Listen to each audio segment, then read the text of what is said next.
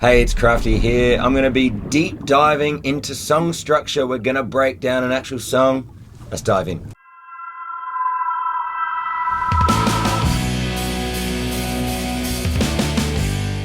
Now, just a quick word of warning, if you haven't seen my contemporary song structure definitions video, watch that because that's where I expose what all of the words that I'm going to be talking about in this video more in depth. I expose what they are, so check out that video if you haven't done so yet.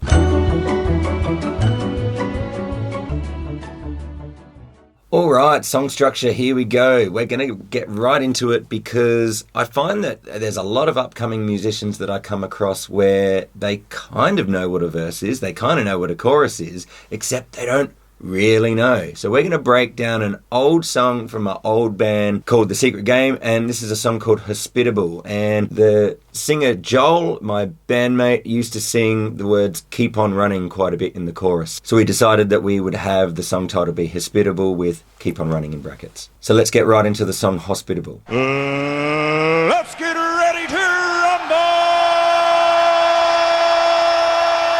Alright, so it starts with an intro. Let's check it out.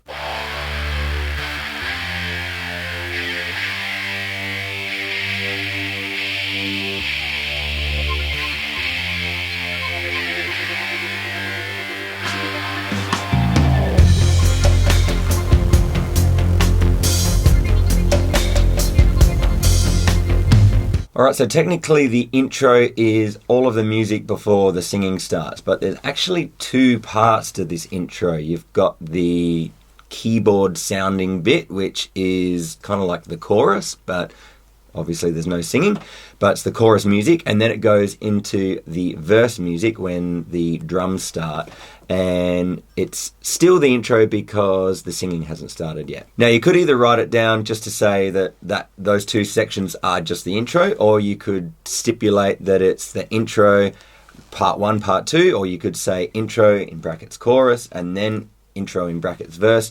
However you want to think of it is up to you, but before we move on to hear what the verse sounds like, we have to say, why is it an intro? Well, an intro is basically, in general, something that doesn't have vocals. So it has to be an intro. It's an introduction. Okay, so now that we understand what an intro is, let's get to the verse. The yellow paint is a fake smile and the bell sounds like a shining star.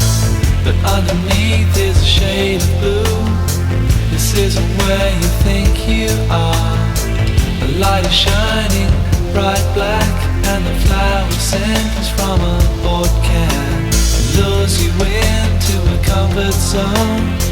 You start to see the secret plan. Alright, so as you can hear that this is definitely a verse. It's a classic verse. We've got lots of words. He's telling a story, and the music is doing a pretty good job of supporting that story by not being too loud, not being too in your face. Now there's a bunch of times that I've been analysing song structure or song form, and I've been trying to figure out, is this a verse or is it a chorus? And usually I have to wait till about a minute or two into the song to be very sure that the verse is the verse and the chorus is the chorus, because sometimes it might actually be a chorus that has a few words in it. There's only one way to be able to find out for sure, is to be able to listen on to just make sure, okay, yes, it was definitely a verse. Okay, so we've just finished the verse and we're about to get to the next section. Now, what could the next section be? If I've got a classroom of music students in front of me and we're analysing song form, what I'll try to do is I'll get them to guess. So, you have a guess. What could be next? It could be a chorus. I mean, it could be anything. There's no reason why it couldn't go straight into a guitar solo, but not a lot of songs will bring in a solo too early on. Sometimes they do. So, what do you think's going to be next? Let's have a listen, see if you're right. Well, I don't wanna be a part of this charade. All I want is everyone's denial to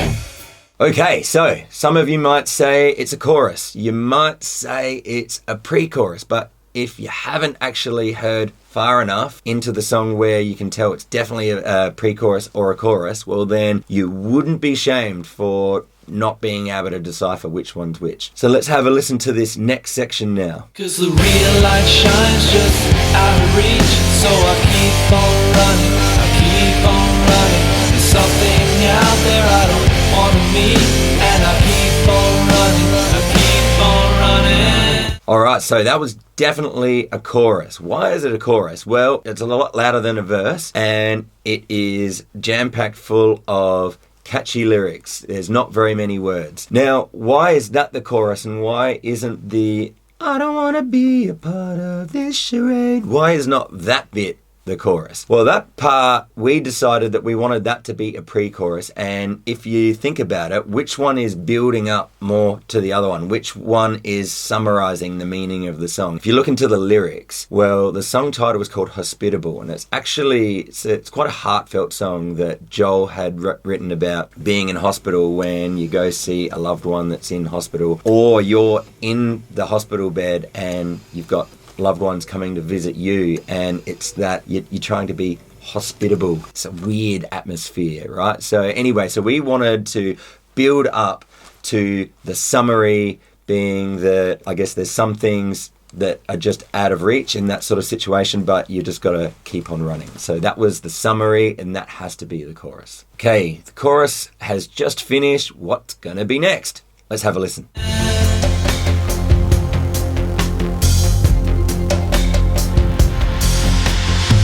Yeah, so depending on how accurate you want to be when you're either thinking of how many bars to play a certain thing, either on guitar or drums or with singing, it's good to know that the chorus doesn't go straight into verse 2. There actually is a small section of just playing the verse without the singing. So you could call that the intro again, or you could just say it's a verse minus vocals, or just a little break, however you want to call it. And then it's getting straight into verse 2.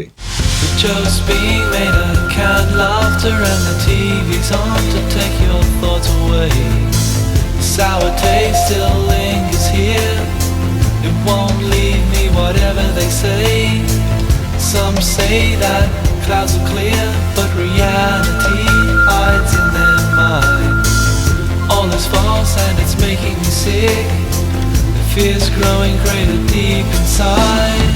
So, why is this a verse 2? Well, it is basically exactly the same as verse 1, but just with different words. The story has just evolved a bit further. So, it's definitely a verse. What's going to be next? Well, I don't want to be a part of this charade.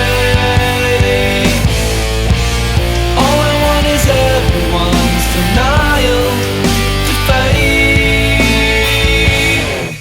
Yeah, you'll find that a lot of songs will repeat themselves. If they do, say, intro, verse, pre-chorus, chorus, well then you might get those 4 items just copy and pasted, just delivered maybe slightly differently with a bit more energy.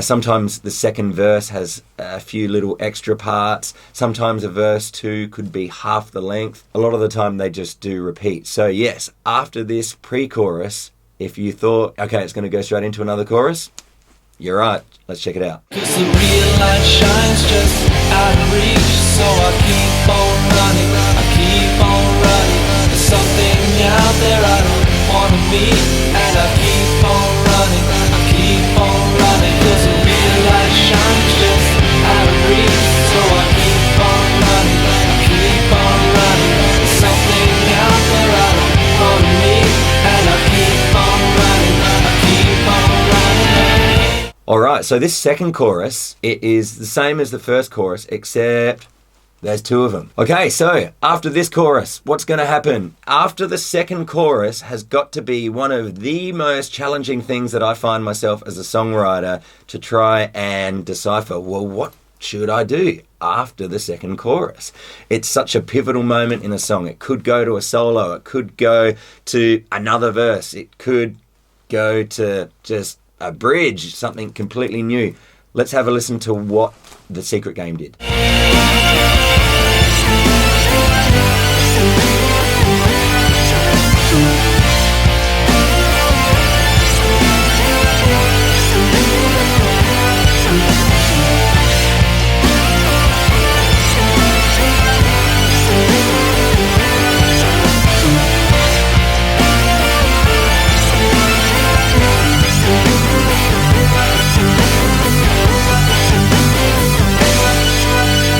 Yep, that's right. It definitely has to be a solo. Why? Well, it's got no singing and it is an instrument, one particular instrument. What was the instrument?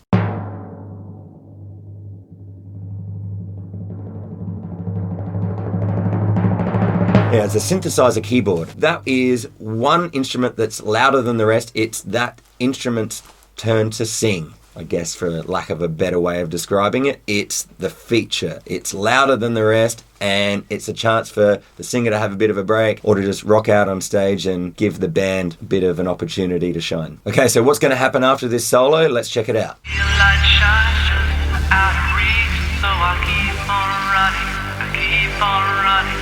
Something out there I don't want to meet, and I keep on running, I keep on running. Yeah, so how would you describe what that section is? The way that I describe it is I figure that it's a chorus, except it's not the usual way that the chorus is executed, so I just call it a quiet chorus. The real light shines just out of reach, so I keep on running, I keep on running. Something out there I don't want to meet, and I keep on running, I keep on running. The real light shines just out of reach, so I keep on running, I keep on running. Something out there I don't want to meet, and I keep on running, I keep on running. 'Cause the real light shines just out of reach, so I keep on running, I keep on running. There's something out there I don't want to meet, so I keep on running, I keep on running. 'Cause the real light shines just out of reach, so I keep on running, I keep on running. There's something out there I don't want to meet, so I keep on running, I keep on running. Yeah, so after that, we just have basically a double chorus, which just keeps getting a little bit more and a little bit more, a little bit more energy and dynamics, and then the song ends. There's not really an outro. So I hope that you like that song. It was a nice trip down memory lane for me because, yeah, like that. I remember writing that song with Joel from The Secret Game. We spent a long time going through it. We demoed it actually before we did the studio recording, and I had a listen to the demo just then and I was quite surprised. There was a few shocking changes. So let's just have a look. Let's compare the two differences here. Okay, it's not that shocking, but for me, I was like, wow, I don't remember going into a pre-chorus again after the solo, for instance. Also, I do vaguely remember that we had the verse 2 be half the length, but I just remember that when we got into the recording studio, it felt like more story needed to happen. That Joel was singing about some pretty emotional, thought-provoking kind of stuff, and I thought, well, there's value in that. We should keep the story going to have that verse 2 be the same length as verse 1.